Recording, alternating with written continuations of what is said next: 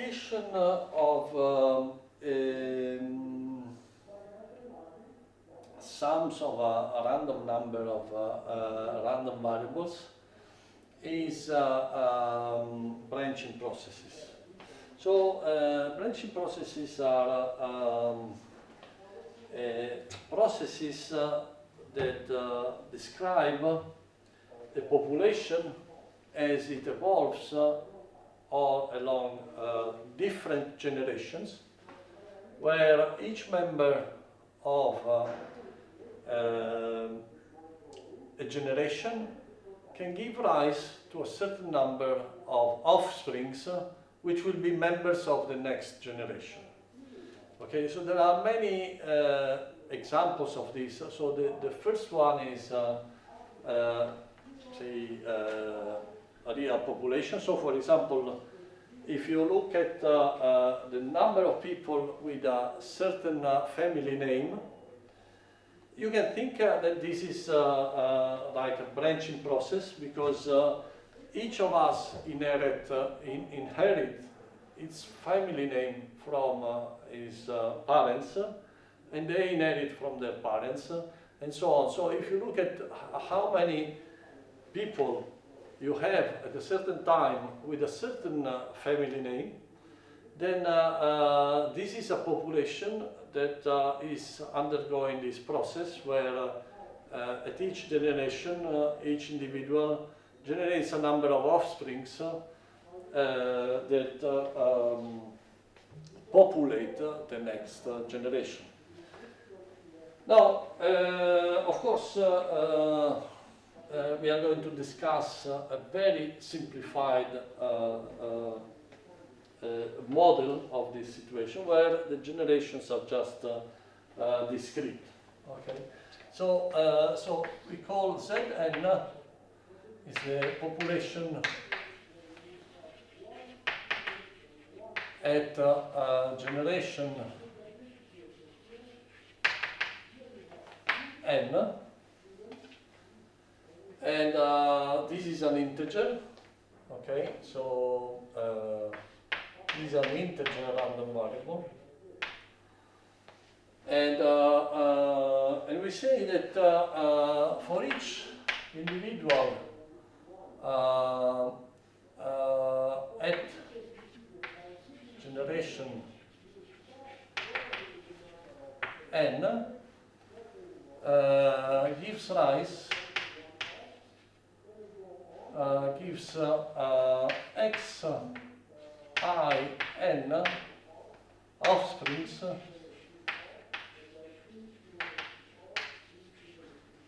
at generation n plus 1. Well, this xin is the number of offsprings of individual I belonging to generation n, and we take the assumption that xin are independent and identically distributed random variables with a probability distribution which is given.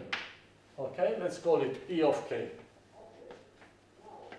Okay, and let us also so probability distribution of each. So if you want, if you have the individuals at generation n, so each of them can give rise to a number of offsprings at generation n plus 1. This will be n plus 1, this is generation n. And also we assume that everything starts from a single ancestor. So at n equal to 0, there is only one individual. Okay, I don't want to give the impression that k is always equal, that x is always equal to 3. So let's plot it in this way. Okay, so this will be generation 1, and then you have all the other generations. Okay, until generation n. Okay, so if this is true, then you can write that the population, the number of individuals at generation n plus 1 is equal to the sum over all the individuals at the previous generation of the number of offsprings of each individual. Okay? Now you see that this random variable is a sum of independent random variables, but the number of terms that we sum is itself a random variable. Okay? So this immediately tells us that if we define Pn,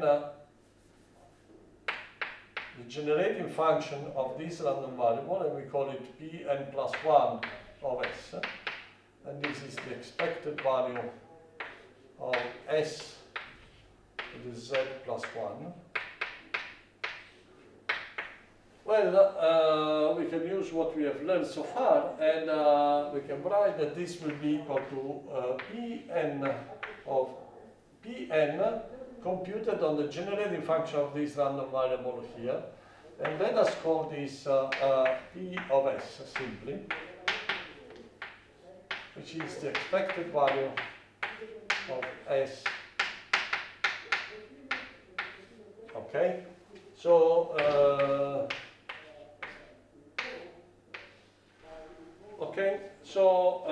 you see that then you start with P0 of s, which is just equal to s, because Z0 is equal to 1. And then you get, from this equation, you get that P1 of s is just P of s, because P0 of s is equal to s. And then you can generate P2, P3, and you can generate the generating function for each at each generation. Then you can compute what is the probability distribution of Zn at each generation. However, we would like to just be able to answer simple questions. So this calculation is a little bit involved. So we would like to ask basic questions. So the question we would like to ask is, well, will this population survive for say survive at infinity, or will it get extinct? So we would like to ask what is the extinction probability.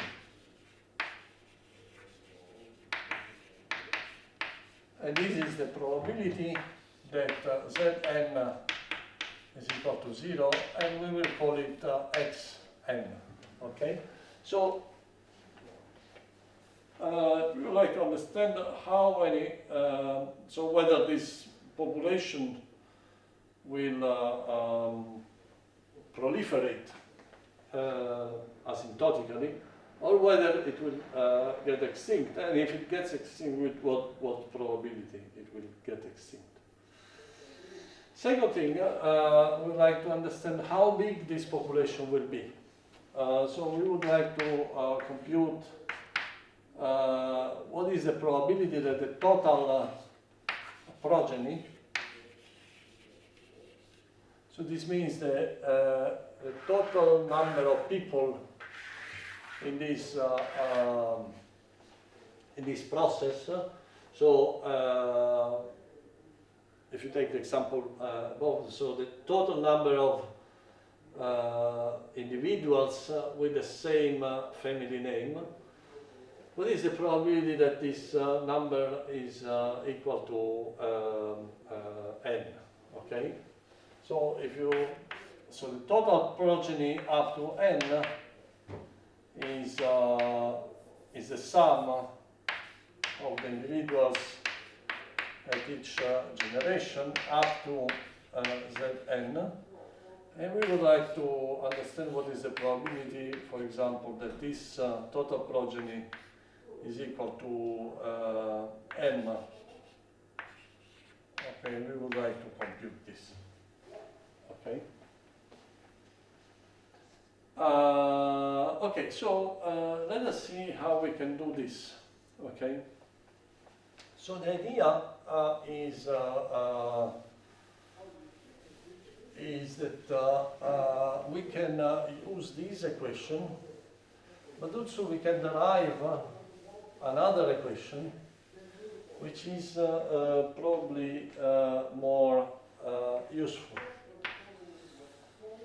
Okay, so if you want to compute the total progeny, the total population at generation n plus 1, you can also do the following. You can look at the first generation and look at what is the number of individuals at after n generation that have been generated from this ancestor, and sum over all the offsprings of the ancestor. Okay, so this tells you that you can also revise n plus 1 as a sum over the individuals of, let's say,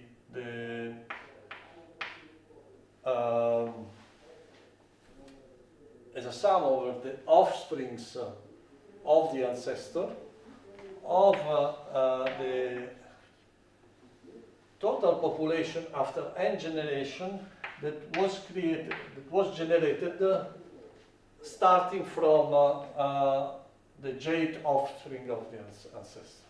Okay.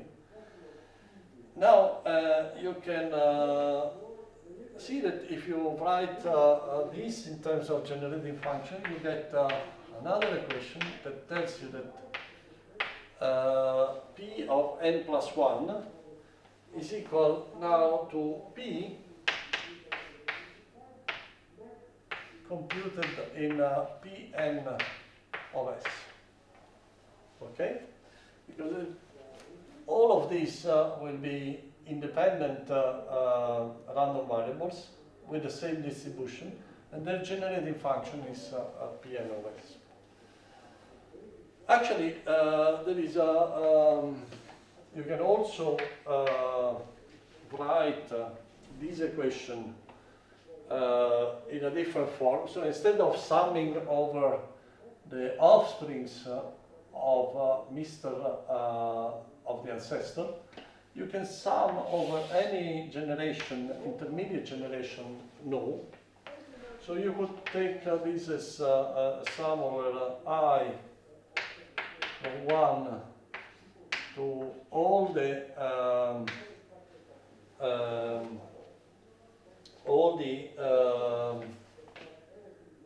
offsprings, all the members of generation nu, and then sum the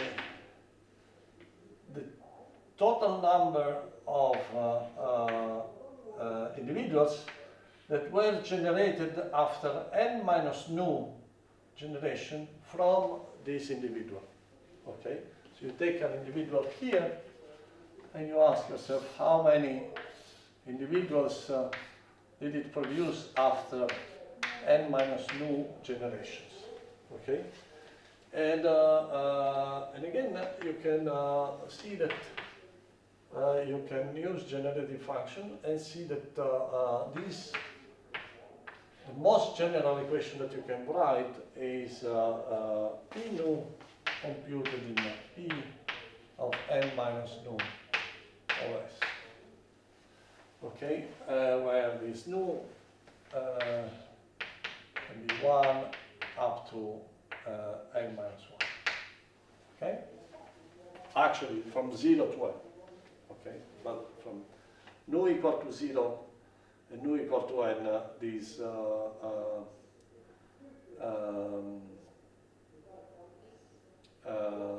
sorry,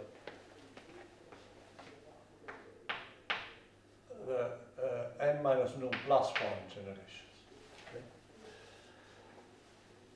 Okay, so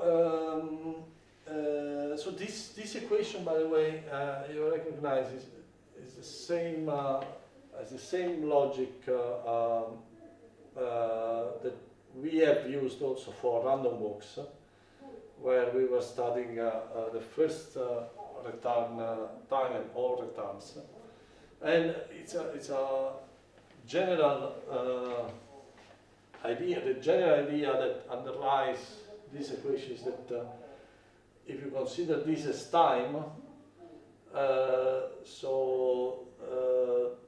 whatever happens after a certain time is independent of what happens before. Okay, and this is true for a broad class of stochastic processes, which are called Markov processes. Okay, so very good. Now, let us forget about this and let us start with our first question, trying to understand what is the extinction probability. So this extinction probability, xn, is the probability that Zn is equal to 0. And we can read it from the generating function, because this is nothing but the generating function computed in s equal to 0. And why is this? Well, because when you set s equal to 0 in the generating function, then the only term that survives is the term where the population is equal to 0. And okay, so then this equation here, if you set s equal to 0, gives you an equation for this sequence that gives you the extinction probability at generation n plus 1 in terms of the extinction probability at generation n. Okay, let us see how this sequence behaves as n goes to infinity. So, in order to see this, let us make a plot of p of s as a function of s. So you will start from a certain p of 0, and then we also know that this at s equal to 1 will be equal to 1. And then generally this is a power series with all positive coefficients, so it will be an increasing function and with a concavity which is all derivatives are positive, so it will be a function like this. Okay, so let me okay. Now, so you have that x0 is equal to 0. So you start with your x0, which is, I report this x0 on this x-axis. So x0 will be equal to 0. And x1 is given by this point. If I want to report it on this axis, then what I have to do is to draw well, it should be a straight line. Okay. I have to report it on the x-axis. So this will be x1. This is x0, and this is x1. And what about x2? Well, x2 will be given by this point here. So it will be this point here, okay? And this is x3, x4, x5. So you see that this extinction probability is an increasing function, is an increasing sequence, so it has a limit. Well, the fact that it's an increasing limit, it's clear because the probability that you get extinct at generation n, and clearly if you are extinct before generation n, then you are extinct at generation n. So this probability must increase. And so you have that if you define the limit as n goes to infinity of xn, then you can take this limit exists, and if you call it x, then this must satisfy the equation that x must be equal to p of x. Okay, so this is the equation that gives you the asymptotic extinction probability. You see, for example, in this case, there is one point which is x equal to 1, which is clearly a solution of this. Equation, because this probability distribution, the probability distribution is normalized. But there can be also other cases where there is another solution. Okay, so and this is when your plot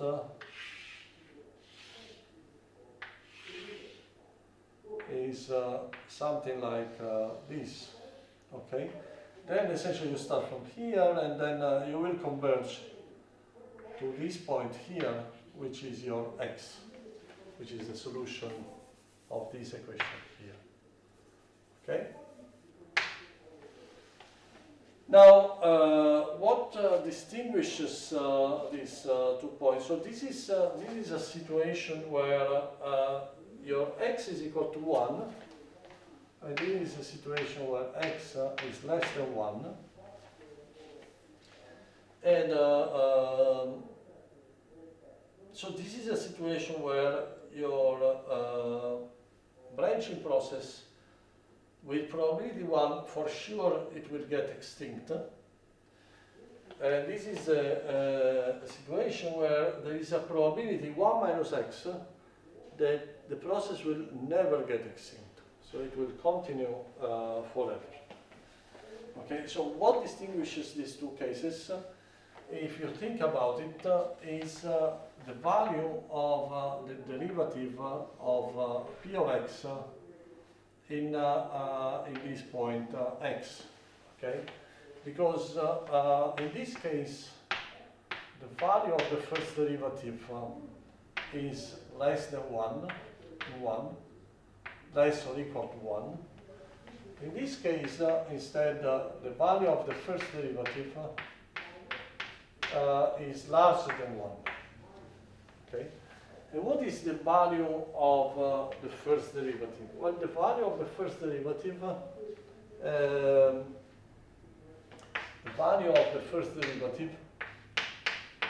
is the expected value of the number of offsprings of each individual. Okay, and let us call it mu. Now, you see that you get a simple result. So if each offspring, on average, gives rise to less than 1, so if each individual gives rise to less than 1 offspring, then for sure your population will get extinct.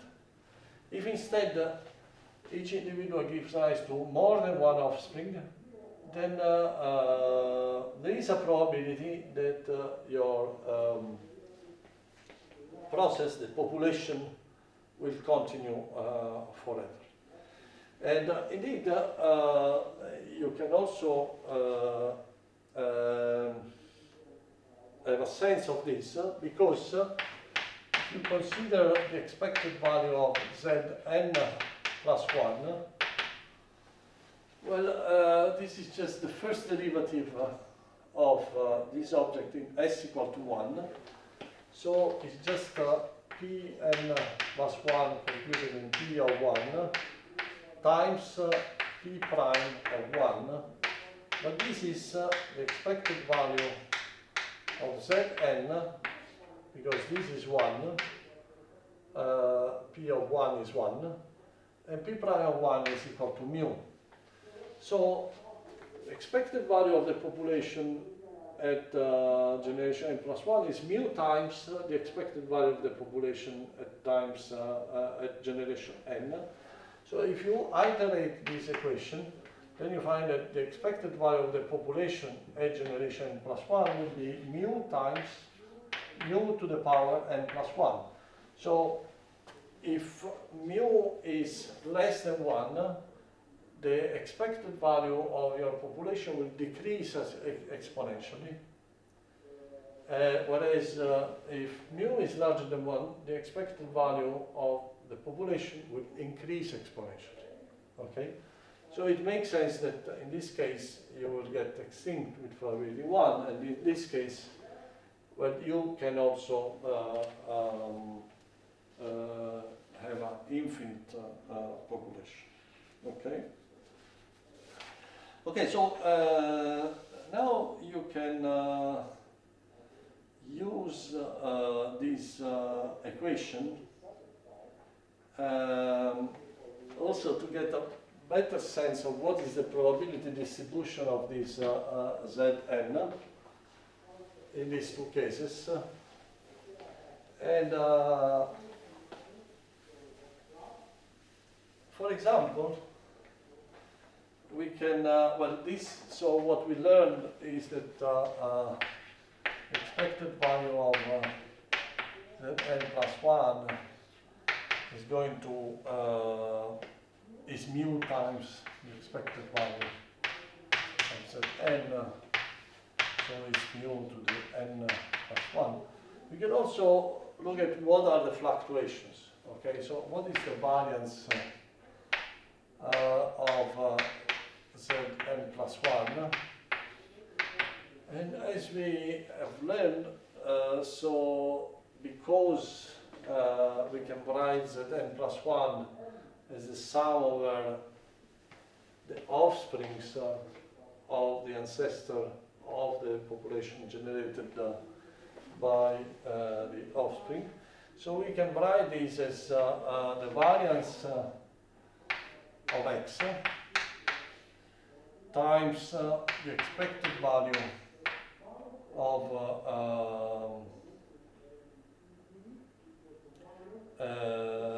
Zn plus the expected value of x squared times the variance of Zn. Okay, so this is, I'm writing I'm taking this equation, I'm using this equation here. Okay. Now, so if you take, say, the ratio between the variance of Zn and the expected value of Zn, then what you can find out is that this an plus 1 satisfies the following equation, which is a1 plus mu times an. Okay, so then you see that when mu is less than 1, when mu is less than 1, then essentially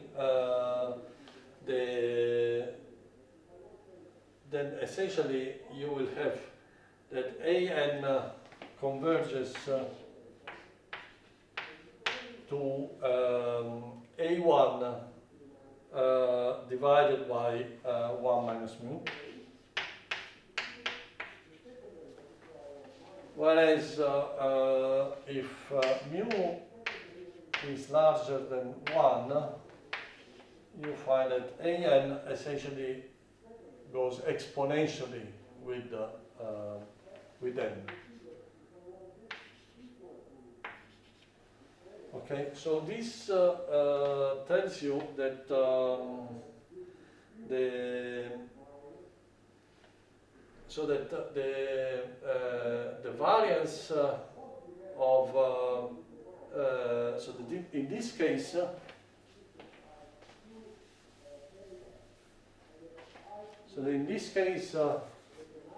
the variance of Zn is proportional to the expected value to the size of the population. Whereas, because this is the expected value of Zn, in this case, you find that the variance is proportional to the expected value of the population squared.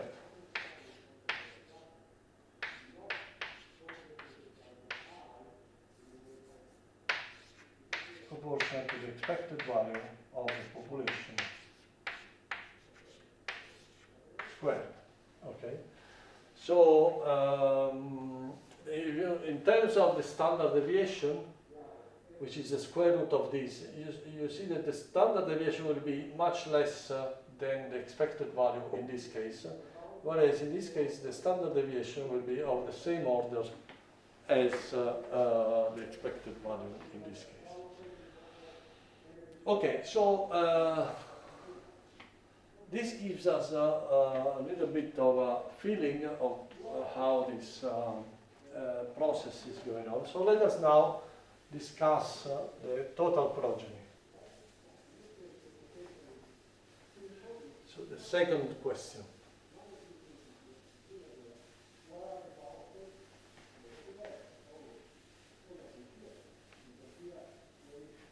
Okay, so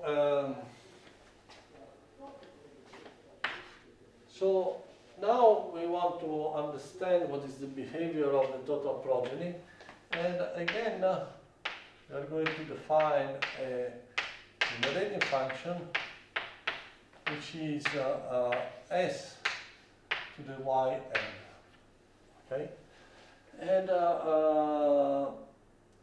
we are going to use the fact that if we want the total progeny up to generation n+1, this is essentially given by the ancestor plus the sum over all the offsprings of the ancestor, which I call x0, of the total progeny that arise from each of these, each of the offsprings. Okay?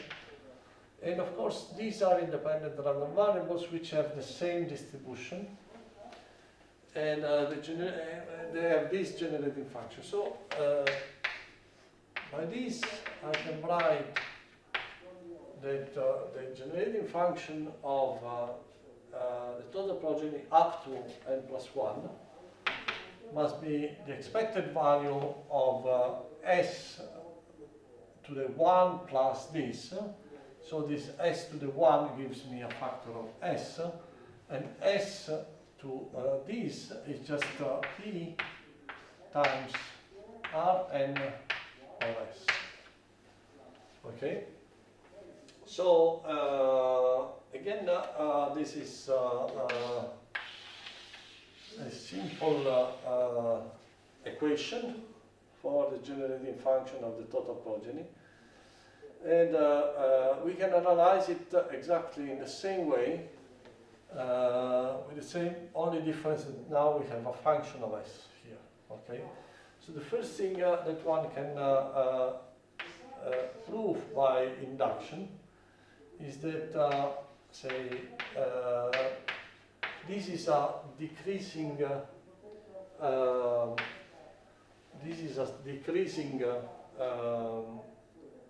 function as a function of n, so that n+1 of s is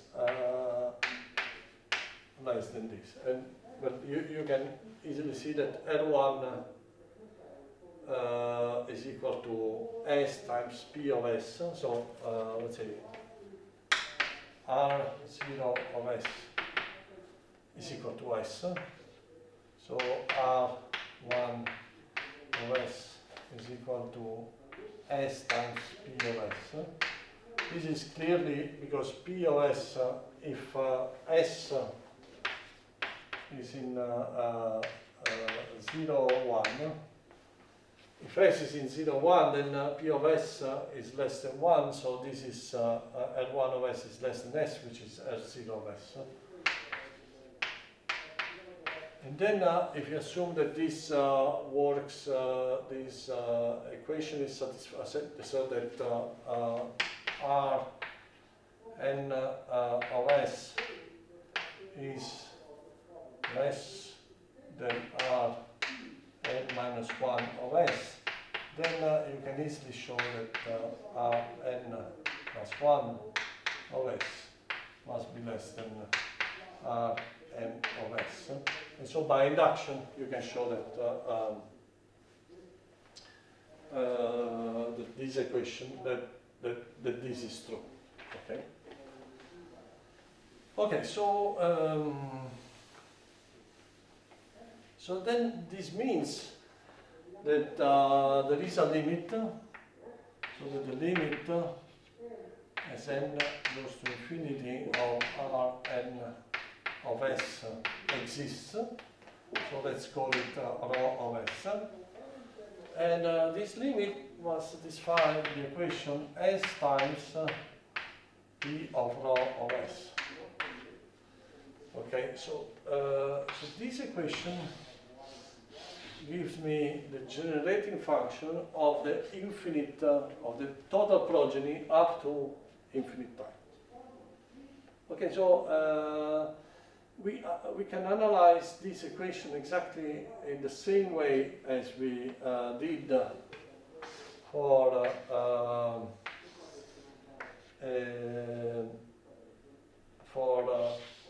x.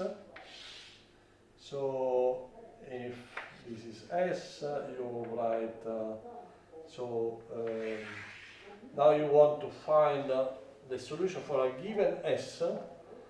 You want to find the solution of t equal to S times P of t. So if S is less than 1, so if this is your P of S, if this is your P of S, so let me plot it as a function of t actually. If this is your P of t, then S times P of t will be a function like this, that arrives up to S there. So you see that there will always be one solution, and all these solutions will be less rho of S will always be less than the solution rho of 1, because it will be a decreasing function of S, and we know that rho of 1 is equal to P of rho of 1. So this is nothing but X itself. Okay, so rho of 1 is the extinction probability. Okay. So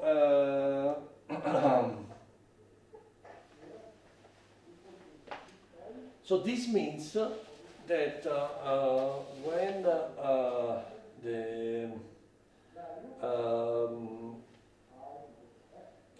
when mu is less than 1, we are in this situation where x is equal to 1, then rho of S is the generating function of a probability distribution.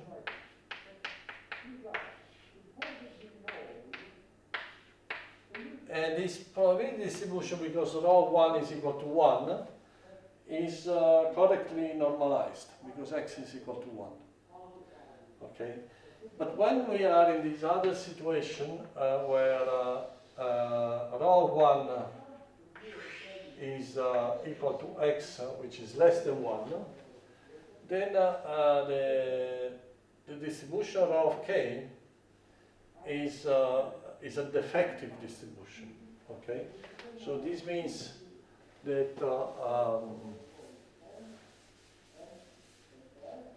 the probability that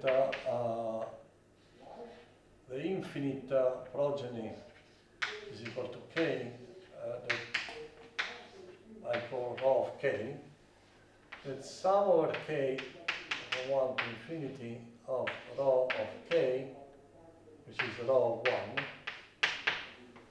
So this is less than 1 if x is less than 1. So, and this is a defective probability because with probability 1 minus x, the total progeny is infinite. Okay, so okay, instead if x is equal to 1, then this will be correctly normalized. Okay, so what is, so if you want x, in this case is the probability that the total progeny is finite. Okay. Very good. So let's now think of computing what is the expected value of the total progeny. Okay, and let us focus in order to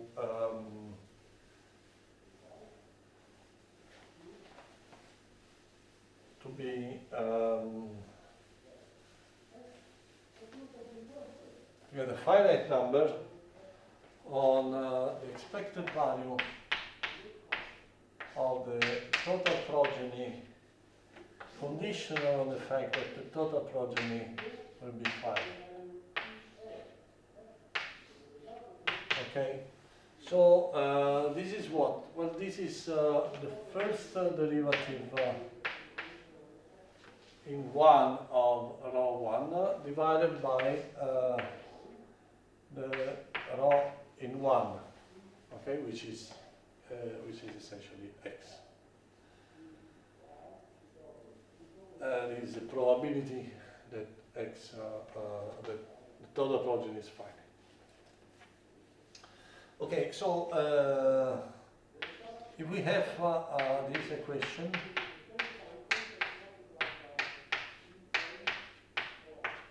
then we can also derive an equation for the first derivative. So the first derivative is equal to p, when I take the derivative here, of rho of s, then plus s times p prime of rho of s times rho prime of s. Now I can take this on the other side and divide. So this is, so p of rho of s, so let's write it in general, divided by 1 minus s times p prime of rho of s. Okay. So now,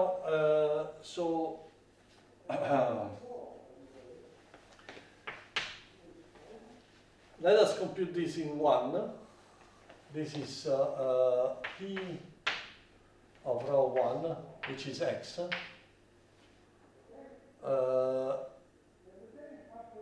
divided by 1 minus p prime of x times 1 over x, okay, which is rho of 1. Now, but x is such that p of x is equal to x, so this is simply equal to 1 divided by is simply equal to 1 divided by 1 minus p prime of x. Okay? Now, the case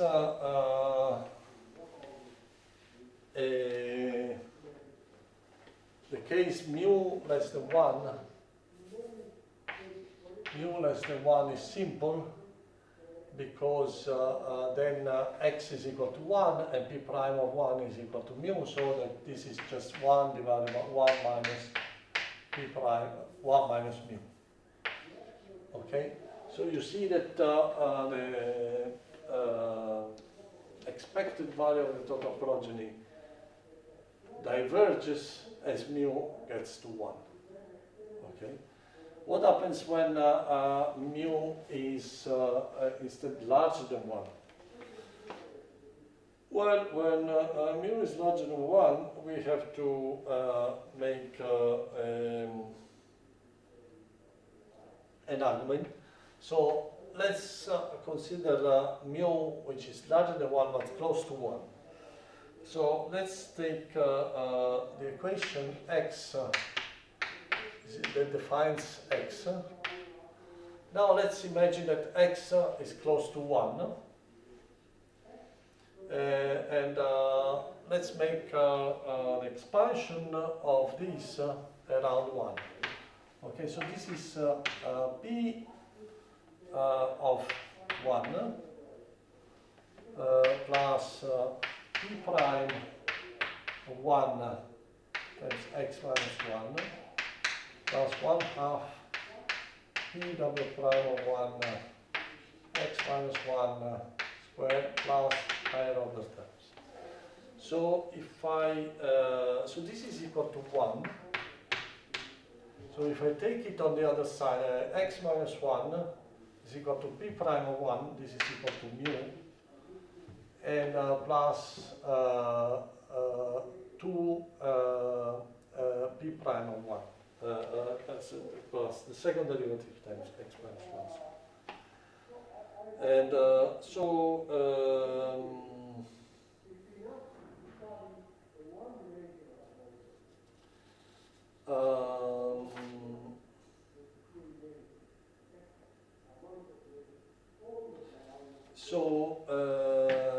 this means that I can write that mu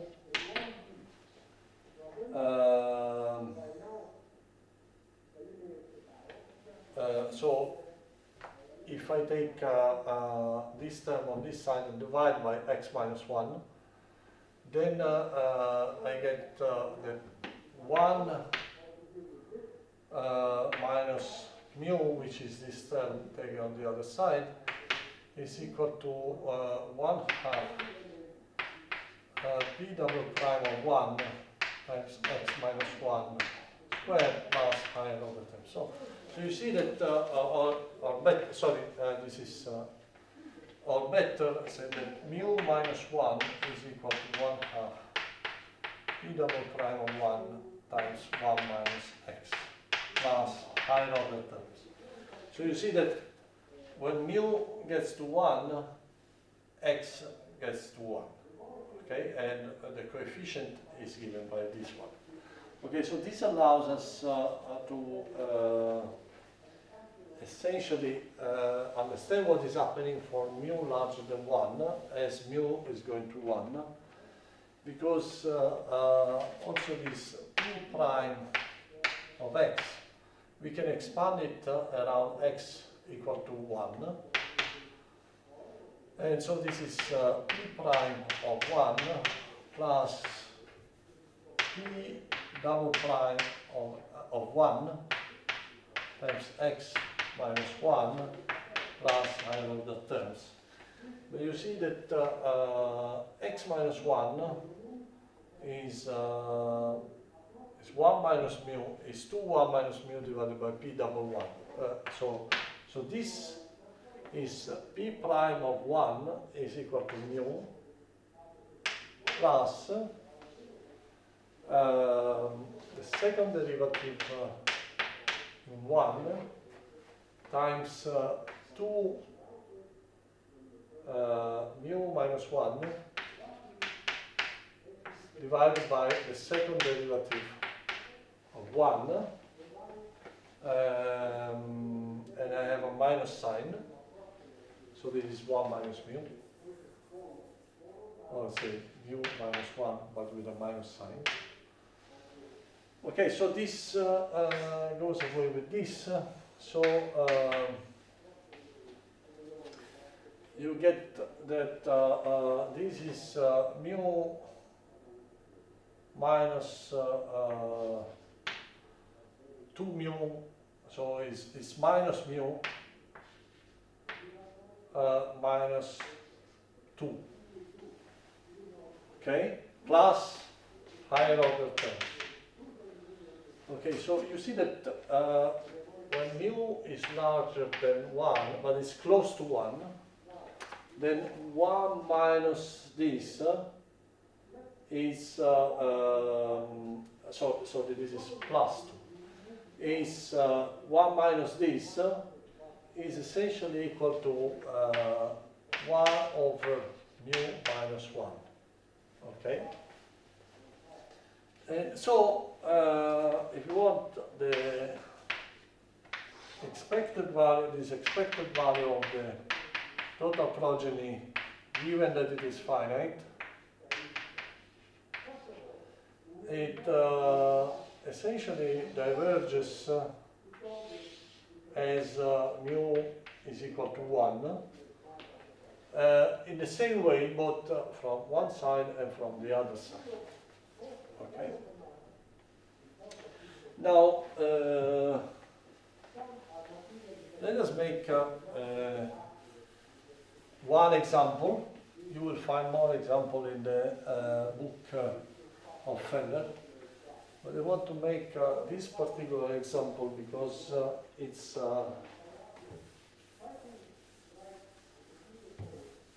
interesting.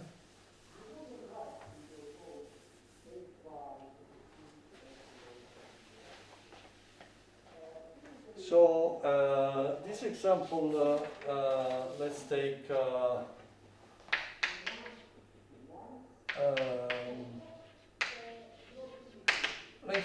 let us take this P of k, the probability that an individual has k offsprings is equal to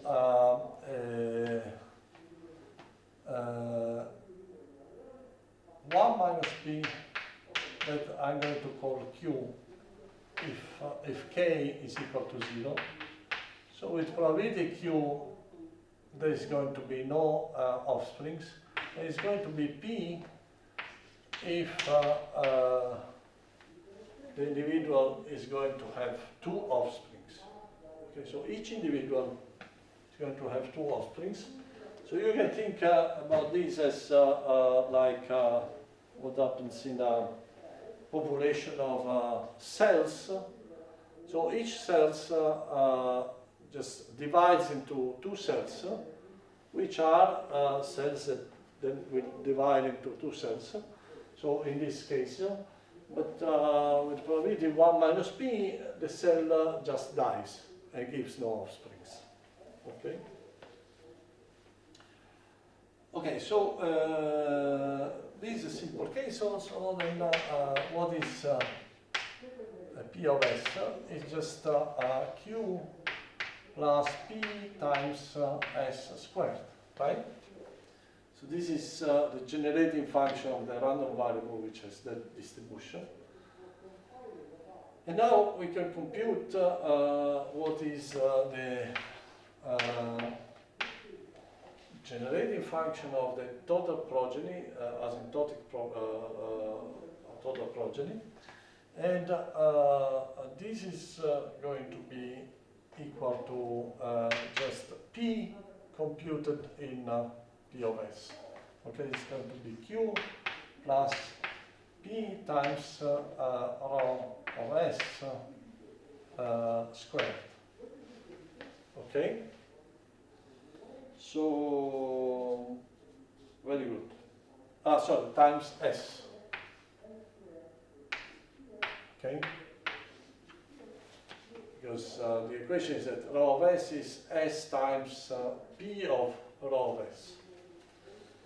Okay, so now this is a quadratic equation for rho of S, and you can solve it quite easily. And this gives you 1 minus 4 PQ times S squared divided by 2B times S. Okay, so now, of course, again, here you have two signs, the plus and the minus signs, so you should choose the right sign in such a way that, for example, rho of 0 is the probability that the infinite progeny is equal to 0, must be equal to 0 because the total progeny is at least 1, that is at least the ancestor. So this gives you this sign minus. And now you can study all the properties that I told you. For example, what is the extinction probability? The extinction probability is rho of 1. Rho of 1, if you set S equal to 1, this is 1 minus 4p times 1 minus p. This is the square of 1 minus 2p. So under the square root, this is 1 minus the absolute value of 1 minus 2p divided by 2p. And then you see that if p is less than 1/2, then I have to take 1 minus 2p here, so I just get 1. But if p is larger than 1/2, less or equal to 1/2, if p is larger than 1/2, I have to take 2p minus 1 here. And so I get 2 minus 2p divided by 2p, I get 1 minus p divided by p, and this is less than 1. Okay? So there is a finite probability that this process will become infinite for p larger than 1/2. And now the interesting thing is also you can compute what mu is here. Well, mu is just the first derivative of this computed in S equal to 1 is just 2p. Okay? And you see that this corresponds to mu less than 1, and this corresponds to mu larger than 1.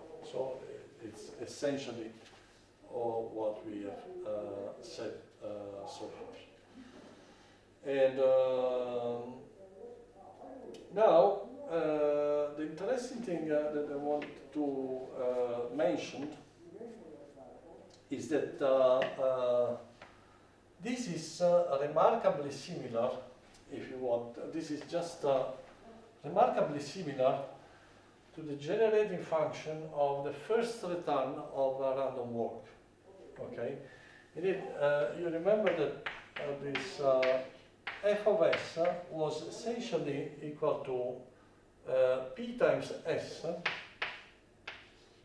times the generating function of the infinite progeny of this branching process.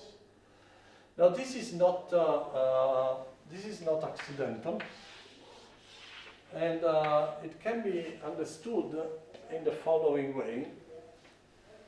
So if you think about this branching process as a model for what is happening in a queue, okay? So in a queue, imagine that you have, say, an office, and there are people that are queuing in front of this office. Okay, and So let's consider time when the time in discrete events, and each discrete event is the time that it takes to serve one individual. Okay, and let us assume that during this time, what can happen to this queue in the time when this is served, so the queue gets smaller by one, there are two things that can happen. Either two more people are added to the queue, or no people is added to the queue. Okay? And this happens with probability P, and this happens with probability 1 minus P, which is equal to Q. Okay? Now, what do we expect? So you can think of this as a branching process, where essentially these guys are the offspring of this individual. So you can think that, say, if, say, for example, this is a certain generation set n, then these other guys are all the offsprings of the individuals generated by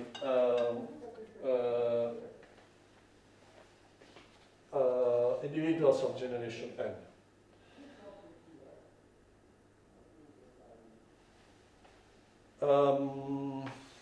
Okay, but you can also interpret this in another way. So, and in this way, if you consider it in this way, then this calculation tell you what is how many people, what is the total number of people that will be served by this at this office until when the queue ends. Okay, so in some sense, the extinction probability is the probability that at a certain point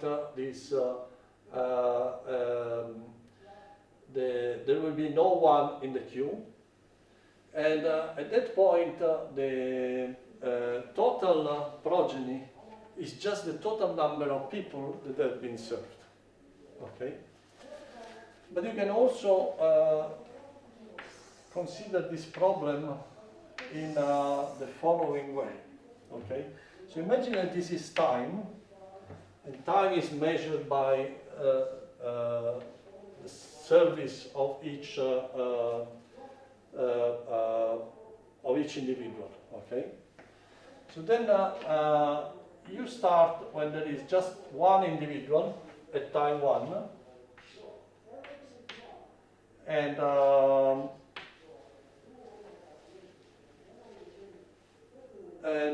here let me plot the length of the queue.